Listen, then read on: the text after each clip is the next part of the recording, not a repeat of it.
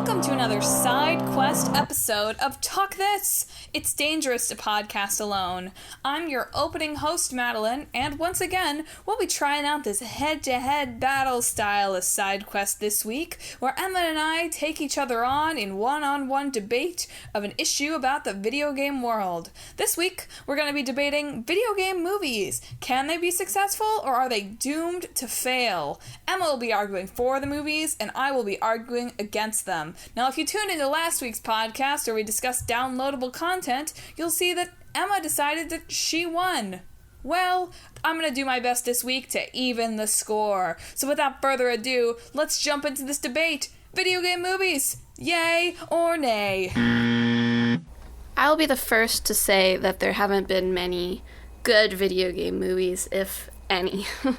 I mean, it's always hard to adapt one medium into another, as shown by the books that are adapted into movies that are fine, but not always great. I have a theory that stories are often best suited for one medium, as opposed to others, and some more extremely suited for one medium than others, in the case of, like, House of Leaves for books. But that doesn't mean that there can't be adaptation. The approach just needs to be altered because different mediums have different ways and different tools for telling stories, as well as different limitations. In video game movies in particular, you have two different audiences that directors have to please. They have to please the gamers who love the game, and they have to please the audiences who've never heard of the game but just wanted to see an action flick. Trying to directly adapt the game's storyline by just compressing the details doesn't really work, I think, for either of these audiences. It's just a recipe for disappointment on both sides.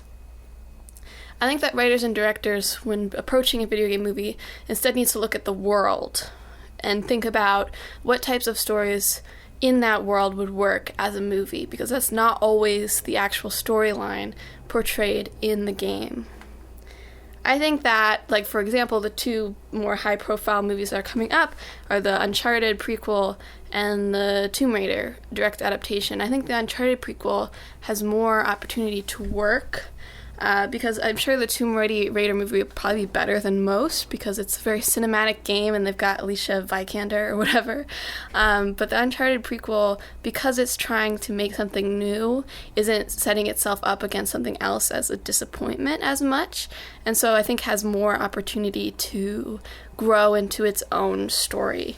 But I think that movies should actually take it farther than that they should sort of abandon the plots and characters that games have given in this first cases and actually try to make their own stories that work as a movie as opposed to a game, that work better as a movie than would as a game, but are still in this world of the video games. I think that, for example, The Walking Dead, coming from comics, have made both an incredibly good TV show and an incredibly good video game, but they're entirely different things. They've got different characters, different stories, different stakes, and that's good. That's showing that each medium needs its own stories to really work. And so, from taking video games to movies, you gotta think about that. What stories work? By being more thoughtful about the constraints and the tools you got, that way you could finally make a good video game movie.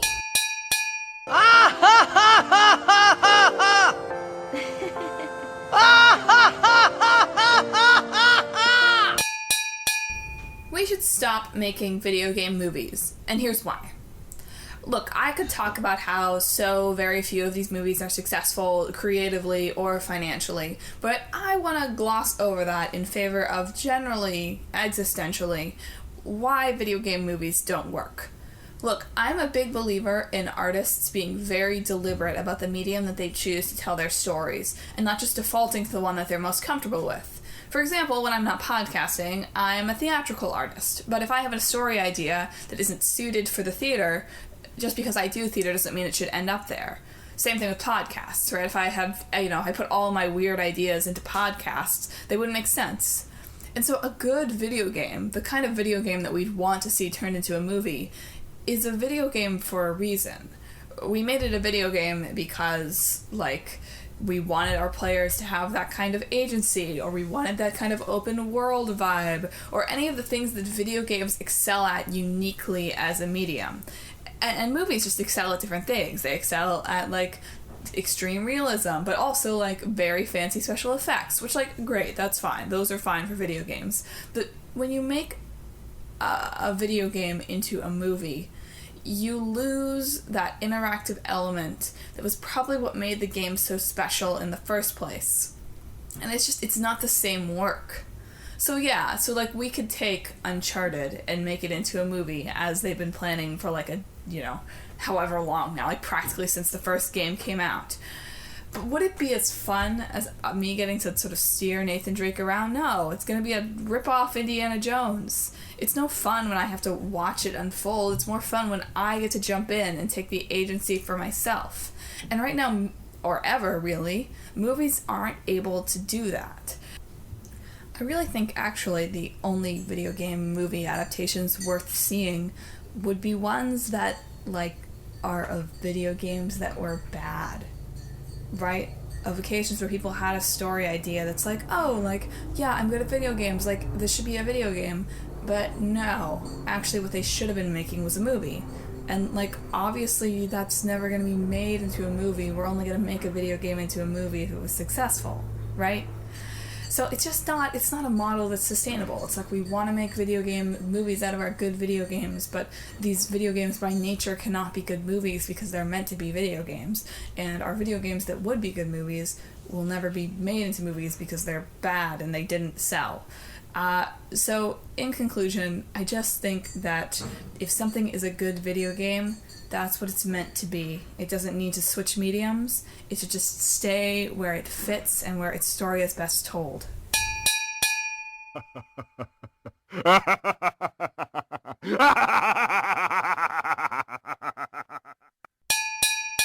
I think in this case that Madeline and I actually agree on a lot, particularly that concept that a story is best told in one particular place, that it should be crafted for that particular way of storytelling. Which is why I suggested, of course, that movies that are based on video games need to craft their own stories, but using the worlds, because I think that is something that's all right. I have a particular fascination myself with sort of multi-medium storytelling. I read a webcomic that's partially told through tweets, and there was a game that came out called Quantum Break, which was sort of a choice-based, and it was half game, half TV show. And I find those things just fascinating, the ways that you can use different mediums to tell a full story or to flesh out a world. And I think that within worlds, there are stories that are best told in different mediums, right? So I feel like it's fine to say, for example, the Assassin's Creed movie. It took too much of the original game, I think, and tried to go too grand with how much it explained. Like, I don't know if you needed the futuristic element, if that should have been the focus, or if the focus should have been just an assassin in the time, making that more of an action flick instead of a sci-fi thriller. And so trying to find the places and worlds where movies will best work that can tell stories that perhaps wouldn't work as well as video games, or at least would be too short of a video game to really sell, from those studios that make those kinds of games like Assassin's Creed. And putting that all together, trying just, like I said, find different stories. So based on a video game rather than a direct adaptation of a video game. I think that's the better way to go when addressing how to make a video game movie.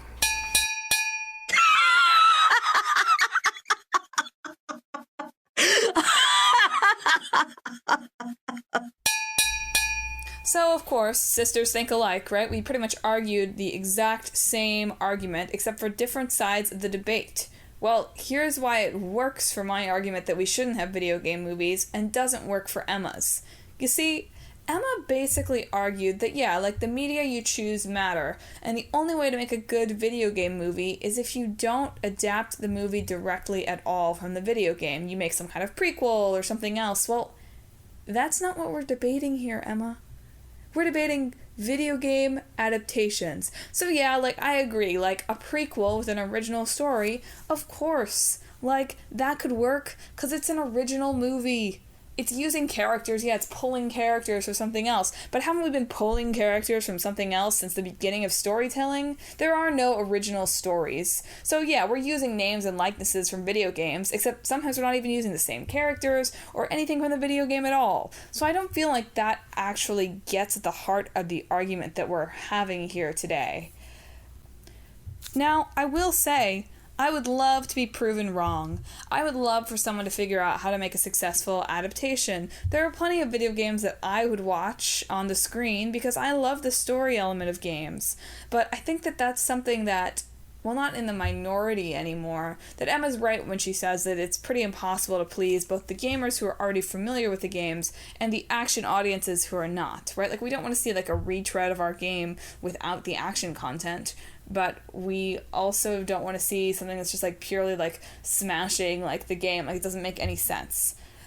Look, I just don't think it's possible. I don't really have that much more like argument to say. I think that Emma's points are all valid, but I think that she's debating an entirely different topic than what we were debating today, and so I declare her the loser on a rules technicality.